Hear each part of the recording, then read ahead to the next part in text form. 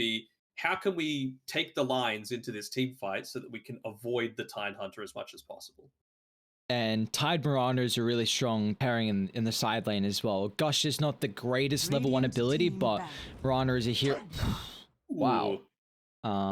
Finish the thought. Mirana is a hero that does offer a lot of right-click damage, so can really utilize that Gush minus armor, but it's a cool pairing that they have, and just it gives them a body which they were kind of lacking for the side of Radiant at the moment. Now, talk to me about this Pugner. What's it provide Execration, and how you feel about it? Because we don't see Pugner a lot. 5 seconds remaining. I mean, the recent change that they made to it was that instead of like every time the Nether Ward procs, it just heals it for 2 instances of hit, I believe, which is a little bit weird. So you've essentially, if you don't hit it, you don't feel as much of the downside to it. But I mean, in my mind, you pick the Pugner when either you've got terrible push or you've got a core that you need to keep healthy, or in probably the highest one is that when the enemy team has a ton of physical damage and basically no magic damage. And honestly, that's kind of the case in this game with Polaris. Like you're going to have the Anchor Smash, which, you know, of course is physical damage. You've got the Clinks, who deals a lot of physical damage. I don't think you're all that concerned about the Decrepify being used, you know, defensively when you are up against a Bane and a Mirana, right? Like you're still going to feel pretty confident with that to be able to save 10 yourself. seconds remaining. Which means, I mean, is this a 5 seconds remaining? Is this a Pugner 3 or a 4? Is my big question. I would probably say it's a, well, either one, honestly, and then you can just use the decrep to stop the Clinks from, you know, getting denies, getting last hits on range creeps, and really slowing his farm up a fair amount. I think it's going to be Lina 2, Pango 5, and then you got Earth Spirit Pugner lane. So we're just looking for Execration's position 1. They get rid of the Tino specialty and the sniper. Chol taken care of as well. And for Polaris, they're looking for max hero. Looking for some burst potential, some magical damage with the tiny band out.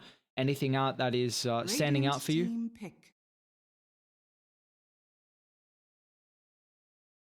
Dire team pick. Spec. I was thinking maybe they might run the Clinks mid just because they don't have any gap close, and they still don't have any gap close, which means that having this Pugner as a position 3 suddenly becomes so much more appealing. You know, you're not going to be punished quite as hard for it. It's going to rely on some deep dives from the Mirana to be able to set up the Yule Scepter into arrow combinations. It's a pretty good cost to X that game though, however. So... And it does provide you that magic damage that I said was seriously lacking. Yeah. For Execration, looking for the Tino hero still. What are we... Any standouts right now? They couldn't spec to here, could they? Just take out the Bane? Like, there's nothing a Bane can do in that sort of situation. It's good versus Klings. It's really, really good versus Klings. Yeah. And eventually, if you do the... Ag Scepter into Echo Saber into Ag Scepter, it disassembled into Orchid, then you can even kill the Mirana, right? Like, or at least force her to use a Yule Scepter super defensively, which is always great. Or it actually forces her to go into a Yule Scepter or like a Greaves or something like that, just so that she doesn't die every single time she shows herself. I'm 100% on board with that. I'm trying to think of like if an Ursa or Monkey Lifestealer can get picked up, but I feel like you're against, again, a Bane's Fiends group is a big issue, and now just to completely take that out of effect, you just go for the spec. Monkey's not bad though. Monkey's bad. Like, it's good against the Tide Hunter. It gives you that extra little layer of survivability. Like, the Wukongs isn't great, but this also provides you with a way to be able to start team fights, you know, and that's what the Spectre provided. Something that can start team fights and is relatively tanky, but this is also very good in lane. So it feels like it just ticks that one extra box when compared to the spec. And we get to see the Cinder and Mirana come out again with Boomy playing it. Dude, so much hate. Hate? What do you mean? Clearly, the workshop artist was just a big fan. Dude, poor Cinderin. Well, he's just Dude, would you not like to be in the game? From a set that looks like that? I don't know. Wow, you're just shading the workshop artists now. We'll make sure to do a real close-up on it once we actually get into the game, just so that everyone knows what we're talking about. But based off this, Execration, Polaris, would you say that they're on the same level, or perhaps Execration just slightly above? In terms of like their quality coming into this tournament? That's a good question. Execration probably had a little bit more games from QH, but... And Moon Studio, I believe, as well. Yeah, that's also true. So they've honestly had about a week more time to be able to build their chemistry. But again, for Polaris, this is pretty much 4 players that they played with previously, minus Nico. So they're still very familiar with each other. I imagine they'll be able to pick up where they left off. They didn't have the greatest start versus Motivate. Let's see if they can pick it up versus Execration. Let's chuck out some predictions here. How are we feeling about this game, Mom? I'm going to go with Execration. I have faith that this Pugna is going to be able to do a lot of work. A big part of it, though, is, of course, avoiding as much of the Invoker's impact as he can. You know, the Quaswex is going to have a lot of... is going to be able to do a lot of work with the Tornado, with the Cold Snap, to be able to interrupt a lot of what Pugna's trying to do. Hell, even just the EMP, right, is going to be really effective. But I feel like in terms of lane matchups, Lena's going to have a good time against the Invoker, Monkey King is going to have a good time against the Tide Hunter, and Klink's Bane is not the strongest lane at all. Yeah, it does seem like there's a bit of issues with Polaris, at least in regards to how that bottom lane's going to fare, and even top lane as well, their other side lane. You're against a Monkey King, Pankleer, an incredibly strong laning duo with the double melee. Could be some issues for the Tide, but maybe Mac, Wex could give them some ways to be this playmaker, you know, rotating across the map. They've even got some synergies. The game goes on, the Wombo combo. Well, we've already got a fight breaking out. CML is able to sidestep, which could have been a 4-man bound the strike, but he's still going to be the target nonetheless, as Bob will pick up first blood.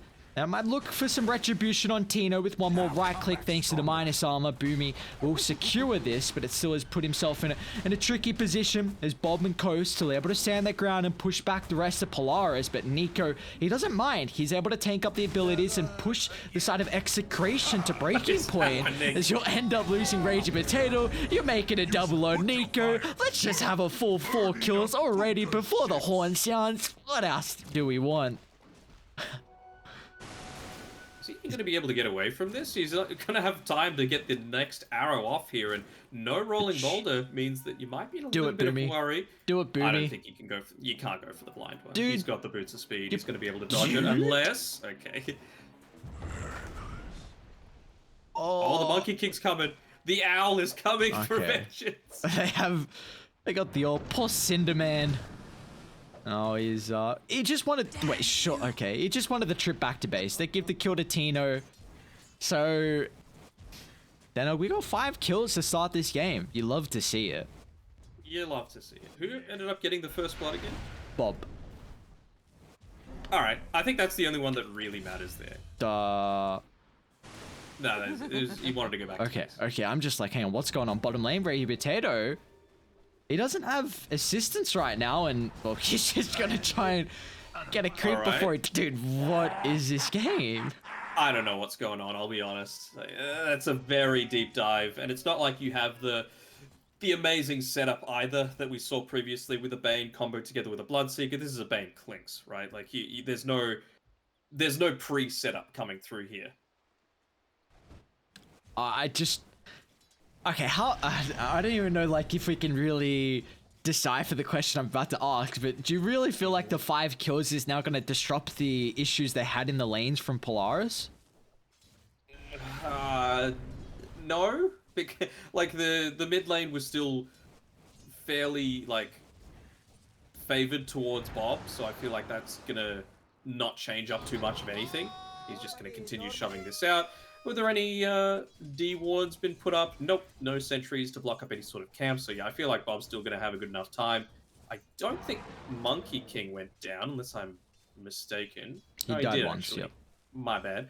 But I think he's still going to fare totally fine against the Tidehunter, although he's already picked up his Soul Ring, so he can do a good job of spamming out these waves as quickly as possible, getting up those early levels, and being not quite as susceptible to a lot of this pressure that a Monkey King's able to put on. And you know he wants to put it on, right? Because they've got the Orb of Venom available.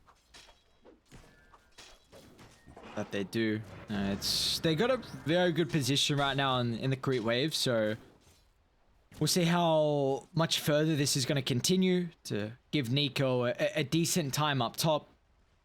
But Tino definitely quite the lane dominator on the Monkey King, so not going to be the easiest time as bottom lane. BTS, dude. Oh, okay, nice use of the decrypt. Just amplifies a little bit more of the brain sap damage, but will get himself back to safety. Dodges out the Burning Barrage, though. That's the more important one to be able to consider. Soul Ring, I think, is coming out for the Tidehunter. Maybe. Hasn't even brought it up yet. Set in stone. Mac is getting bodied mid lane. It just feels like the casual Coswex Invoker, though. Your early lane is not the greatest until you can pick up some of the stats to fix the damage issues that you have without the Exort. So, bottom lane BDZ. Gonna end up falling again. Ragey Potato might get some revenge as CML also is falling incredibly low. These lanes are quite a mess. Mid lane again. Bob trying to put as much harass onto Mac as possible. Even the creeps just helping to proc that cold snap a little bit there, with Bob standing on top of them. He still should be doing fairly fine though. As the 4-minute runes, they're starting to spawn. Good rotation coming through from Boomy to be able to protect that top side, but I feel like Bobby's totally happy to be able to secure this one on the bot side. Dire's top tower is under attack. Nico, huge wave to pull through. Nice play from RR, at least going to prevent that. He's got Boomy nearby, so RR is always going to be cautious on how he plays around with the swashbuckle, but well aware that this is his only real escape mechanic, and they're actually going to look to go back in. As Nico slowed from both the shield crash along with the primal spring. He dodges it out. I don't know if it's going to matter, but maybe that's enough time though for Boomy to turn it on RR and lands the point blank arrow. Still got one more leap charge to get some distance. Should be able to make it down over the cliff, although Tino can continue to hunt. Bound this up in 5. Is he going to continue the dive, though? And Monkey will think twice. That's been 5 deaths now on these bot lane heroes, which I'm really surprised about. You know, Bane's a strong laner, but he's not this strong. Like, especially when you're pairing it together with something tanky like an Earth Spirit in particular. So they just seem to be punishing Raging Potato a fair amount. Is this just, like, speaking to the issues of the Pugna? Because we don't see this hero, and I feel like after a rough lane, I've attempted Pugna as a 3 sometimes. I've tried to widen my hero pool, but man, when I just get destroyed in lane, I've got nothing to do afterwards, and I feel like that might be the same for Raging Potato. I feel like the only thing that he can do is try and play around the leader or ask for Bob to try and make a bit of a rotation once he's... the siege creep needs to go, and then he needs to try and help push out this this bottom side, maybe even put pressure onto the tier 1 tower. Because, you know, you can't let Natsumi just have, I don't want to say a free game, but you can't give away your game to a Klink Sling. The team standing hand in hand with their supports around the mid lane as Invoker will overstep the boundary though. RR's even looked to get involved. Max still feeling like he can contest with the stick charges and fairy fire, and while Ragey Potato to bring himself back into the game, he's going to look to join the battle as well. We started with a full 5-on-5, and we're also going to continue that on with 4 heroes from Execration in the river at 6 minutes. What man rotation coming to the mid lane. I mean, it feels like, honestly, Raging Potato, he's forced to make that kind of play because he can't sit in this lane. Hell, even what's he picked up here? Might be in a little bit of trouble with the arrow. Going to be able to connect through. So much burst damage able to be put out. CML ends up picking up that kill, but yeah, this Pugna, he ain't tanky. You know, you're going to need to rely on the Earth Spirit to get a lot of that done. Just being the frontliner in a lot of these team fights when you know, you compare the position 3s that we've seen in a lot of these other games Dire's today, bottom your tower Tide is Hunters, under your attack. Beastmasters, your Lycans, Mars, like all of these heroes that actually do Dire are want to be on the scanning. front lines and doing their job in soaking up damage. Pugna does not do that at all. It's a combo we haven't... Boomy? Trouble, Nightmare. Dude, CML. What a timing on the Nightmare. Dodge the roll, dodge the LSA. And Boomy's just gonna scurry away. Get away just in time. Even the Urn Charge not getting interrupted by that Dragon Slave there from Bob. So, well, in the meantime, there's been a little bit of pressure put onto the mid tower. At least RR has been able to soak that up. And, well, Tino, he's all the way under his tower. So No way. Did CML again destroy? Dude, CML? What is he doing beast, to them? Sidesteps the body LSA, blocks. and now Polaris, the rest of the reinforcements come through. He helped dodge the attempt by the secret shop, and dude, CML is actually just playing crazy right now. He's top tier for sure.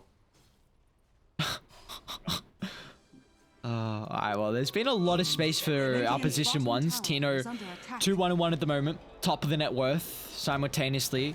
Natsumi looking to continue with this strong start as well.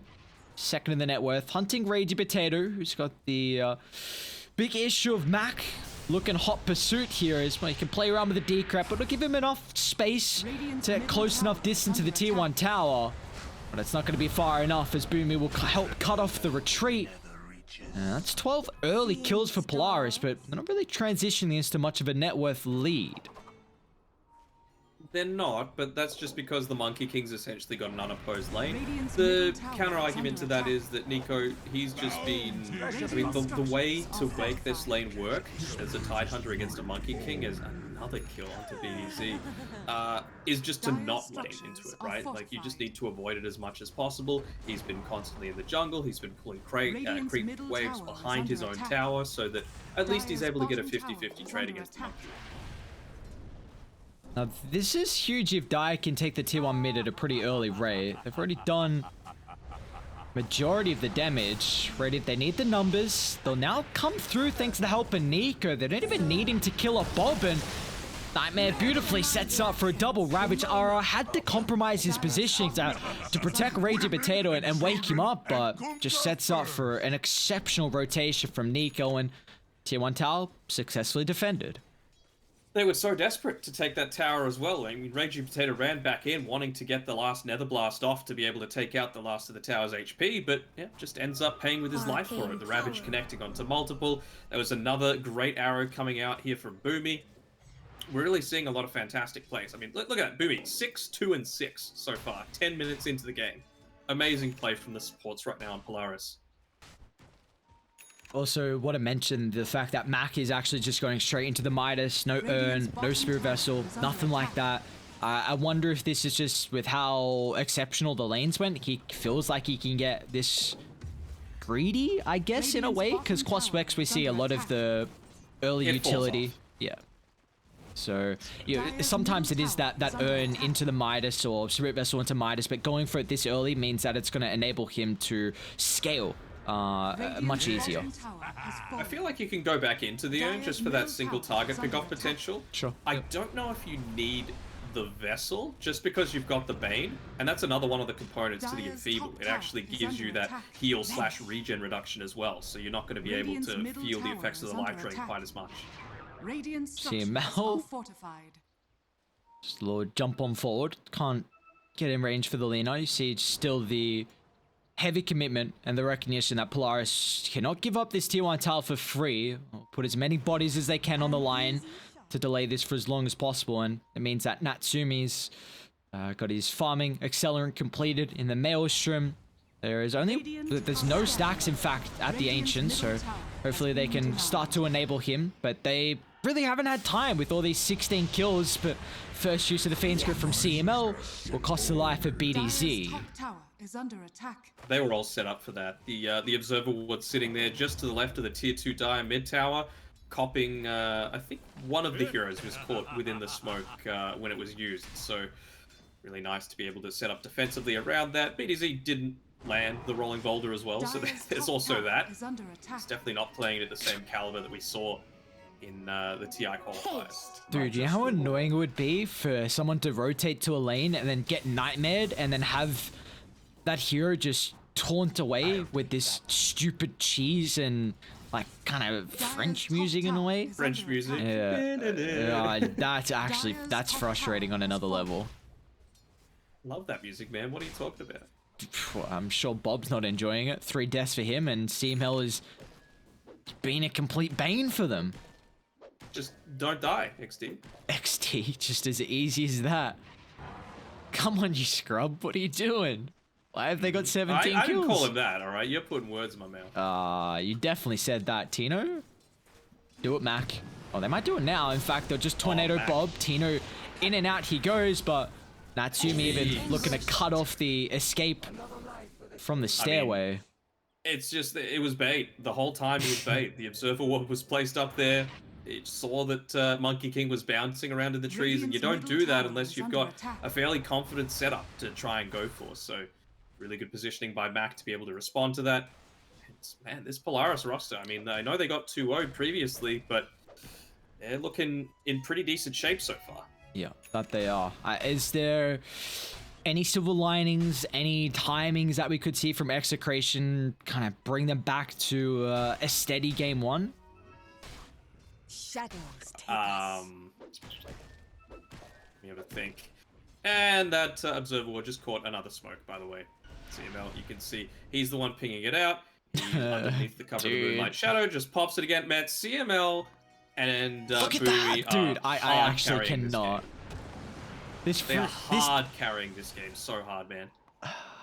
it's the supports. It's always the Dire's supports. bottom tower is under attack. Never in doubt. You cause. Think you can Radiant's win middle games. tower is under attack. Get over yourself.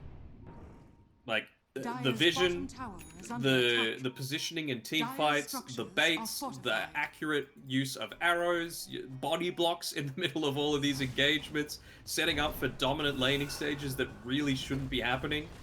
Everything is right now on all of these supports.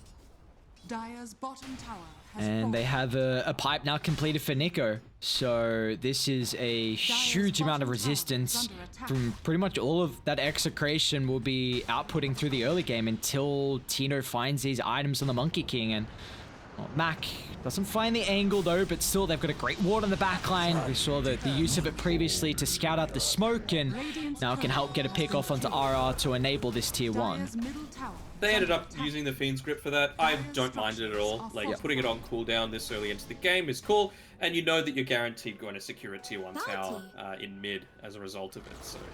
Radiant's top tower All good is for under mine. attack. So what do we really feel like the Pugna... Oh, Natsumi's in trouble. Instant TP from CML, and as soon as they see that, they're outie.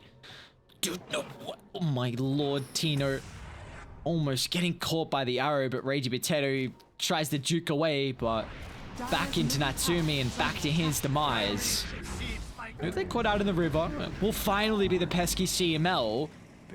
Nico's got the potential of a Ravage if they overcommit for the Tide, so they will think twice about that.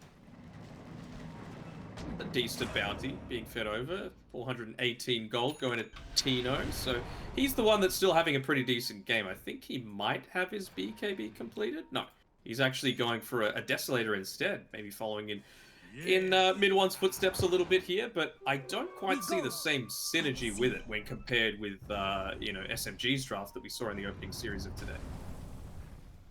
Yeah, I think Mid-One rushed it instead of the Echo, so just a little bit later in that regard, but... Tino... This is the stage where they're gonna look to try and bring this one back in. Do they have a sentry on the high ground? So Tino doesn't see Boomy at the moment. They got Vision jumping all around it about. Boomy's now gonna reveal himself. Radiant, if they get a kill, they can probably lead this into Roast. They've only got 1 point in Gush, but with how tanky the Tide can be, Alacrity onto the Clinks, they should take it at a decent rate with a team fight victory. Radiant structures are fortified. fairly early use of the fortification there, but it's enough to make sure that the siege creep stays alive on the top side. So that means that Natsumi with the alacrity, plus Tidehunter tanking and the siege creep. Tier 2 tower is going to go down. They're going to take control over this outpost at the 17-minute mark, and well, that Roche taking potential just became a lot easier. Radiant are scanning. They're going to look to try and connect down to bot, where Mac's already set up. They got the connection on Bob, but the higher ground reinforcements have come through. RR's going to split the fight. Straight into Seal the Brain. He's just pulsing. And that'll be his demise as Rage Potato. They still make it out, but you do force 5 heroes down bottom. Do they have a smoke on Polaris? Do they look to connect top? Gotta get rid of the ward first. CML does have a smoke. Let's see how they want to play this right now. Nico very close to blink, but there you go. They are looking to connect to top of the line drawn. A great observer board scouts out BDZ and Bob in the lane. It still feels a little awkward going without the blink dagger on Nico, because you lack a way to get it onto the backline still, and that's going to be so important for being able to lock down Pugna, Lina, Pangalia most importantly. Boomy's going to run into Ragey Potato. Looks like it's stacked up to the 8th death here for the Pugna. It's probably a game that Ragey Potato would like to take back.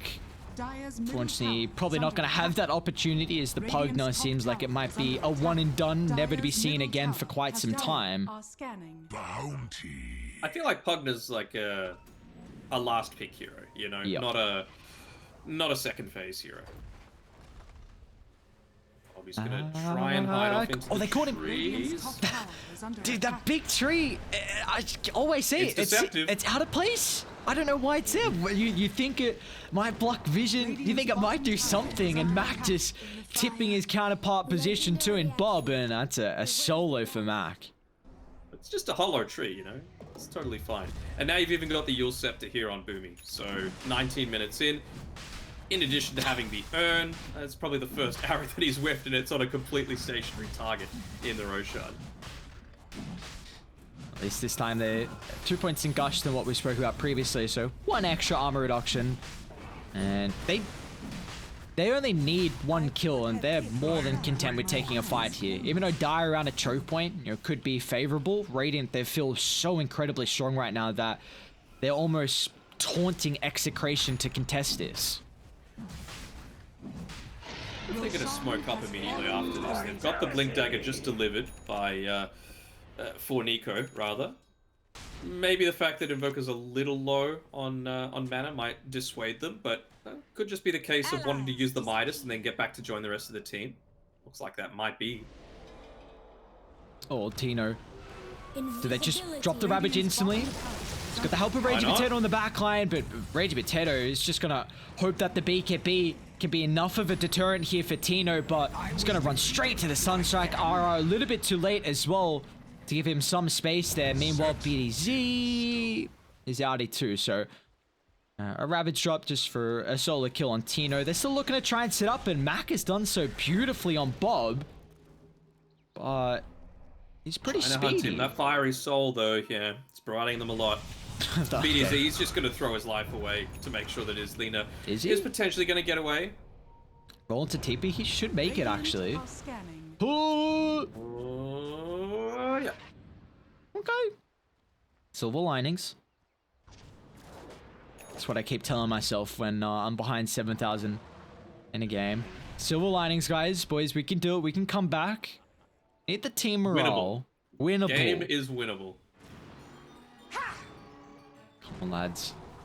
That's where the experience needs to come into play. Who do you feel like it is for Execration? Who's wheeling them into existence for this game 1? Sure. I want to see what Raging Potato goes next, honestly. Like, the Glimmer Cape feels like it was more out of necessity. It's the first smoke that they've done, which hasn't been under vision, I believe. So that's a nice little bonus to start things out. But you're going to catch out the Tidehunter first. And he's got backup. Jump in. They're actually going to try and deal with RR. Get rid of the Rolling Thunder. They haven't done so successfully just yet, so waste a little bit of time here from Polaris, but Tino, he's looking at brute force in with the BKB. They can target down Mac after the expiration.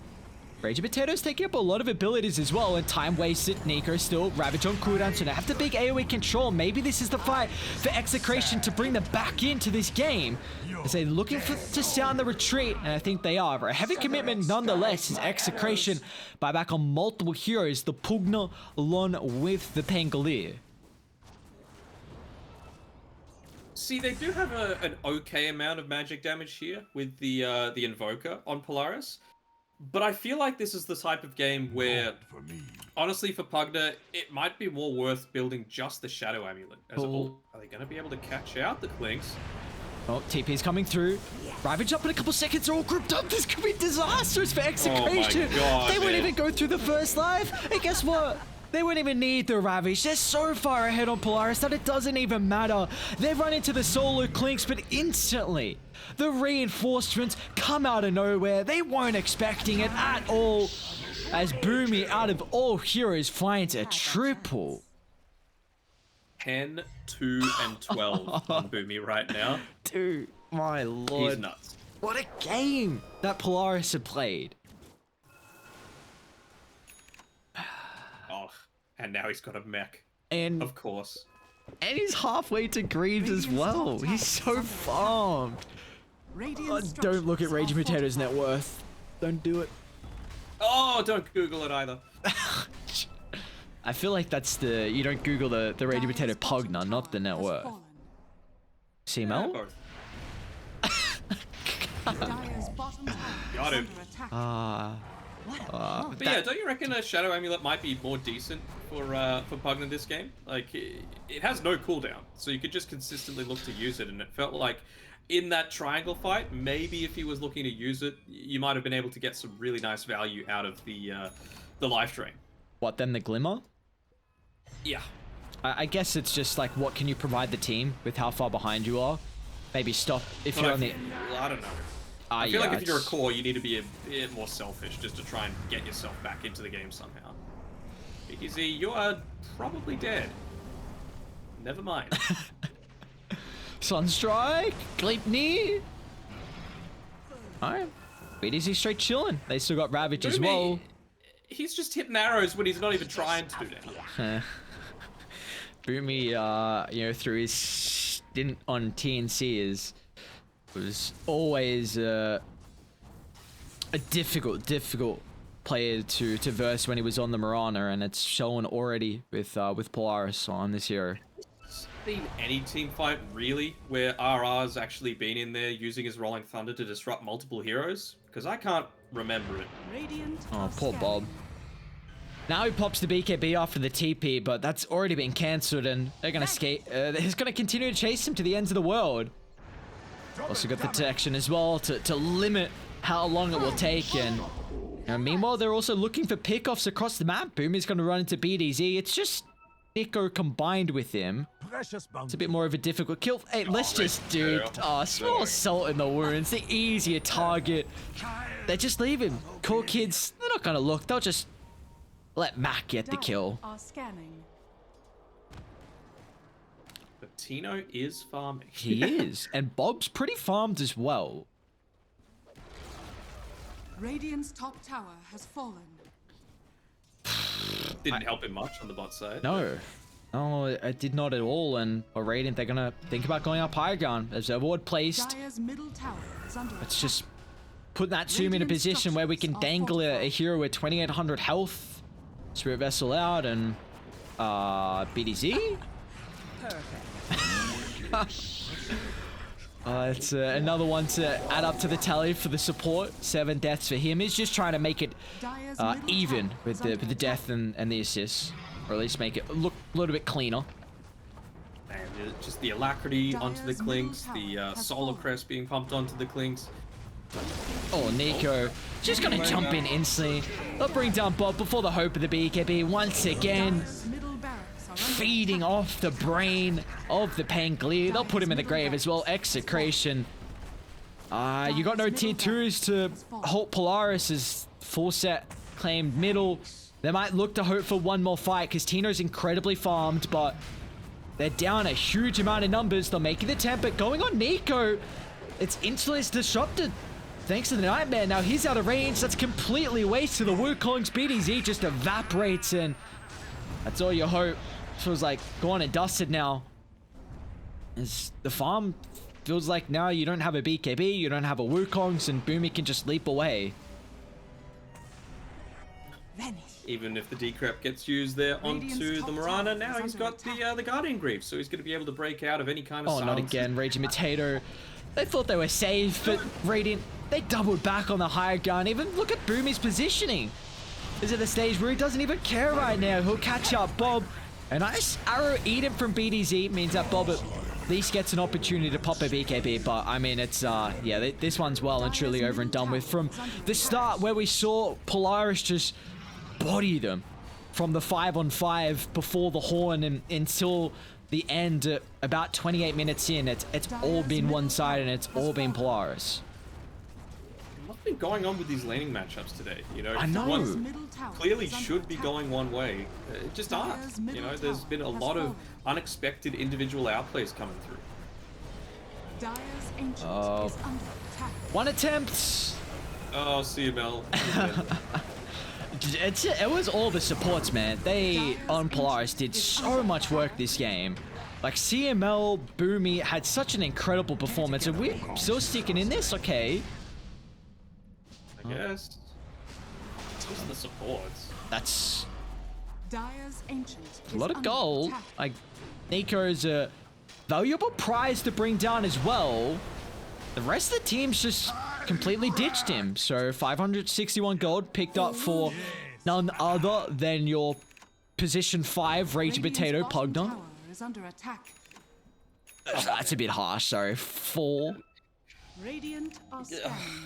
Even then? Okay. Even then, like, he's still the 3. Like, the net worth still says 3. It doesn't feel like that sort of impact for sure. I mean, it's always one of the big weaknesses of that support Pugner is that you feel very vulnerable, but this is a Pugner that should have farm and should have a pretty decent lane, but just didn't. Roche is up, but I haven't scouted this out. Looking to... I mean, still with how far across the map they were, they won't even get any objectives out of it, it looks like. Now... they're going to scout out Roche, they will. Tide step for 20. Dude, they even cut down Monkey King's tree. Oh, and Radiant, they're coming out, looking to contest. So, no objective will go the way of Execration today. And even... Again, RR, like, I literally don't think they've ever had a time where you've had 5 heroes up on Execration, and we've seen that Rolling Thunder be used. They gotta go now. Unless this... They can't. They need someone to go on the front lines, and I don't think BDZ is it. He needs RR there as Kina's well. gonna attempt a choke point like this with the Wukongs, but CML off to the outskirts can just get the Nightmare in the nick of time, and setting up for a beautiful Cataclysm, followed up with a Ravage, just put him in the grave with an execution like that. Now they'll tap out as Polaris. What a way to put a statement to end this game. And you just you compare the roles, right? Like, there was only one tanky person on Polaris, and it was the Tide Hunter, but almost every single time, he was either there if they were looking to take a big team fight, or he was farming so that he would make sure that when those fights did break out, he had the amount of farm that he needed, you know, going into the Hood of Defiance first, into the pipe to provide a lot of extra survivability for his team. And then they were just doing these, like, 2 or 3 man pickoffs because, you know, Bob didn't have any defensive capabilities, the Pugner didn't. And by continuously going on the Pugner, he was forced to try and go into the Glimmer Cape, but I'm honestly not sure why. You know, where was all the damage coming through where you needed to spend an extra 950 gold on the Cloak and the Recipe, when if it's just the Invis that you're going for, it felt like Shadow Amulet would have been the ticket for Raging Potato for a little bit of extra survivability for himself, and then maybe look to convert into something else after that. But real dominant performance coming out from Polaris in game number 1. Nets them their first win so far of the BTS Pro Series. But they still got one game of the series left, rather. Yeah, but it just felt like a game that they never really looked back on after the first initial fight. before the siren sounded. I mean, Polaris just looked incredibly dominant, like you said.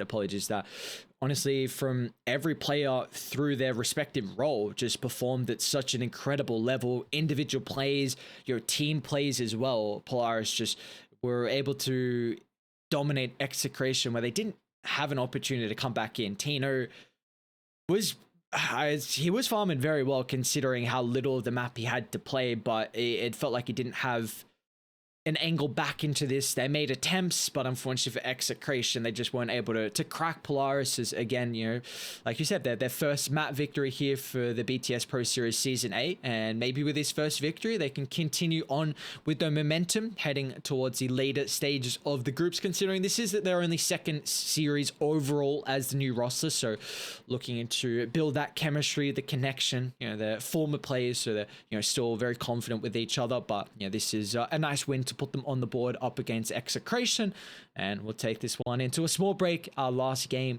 of the night will be underway shortly between Polaris and Execration.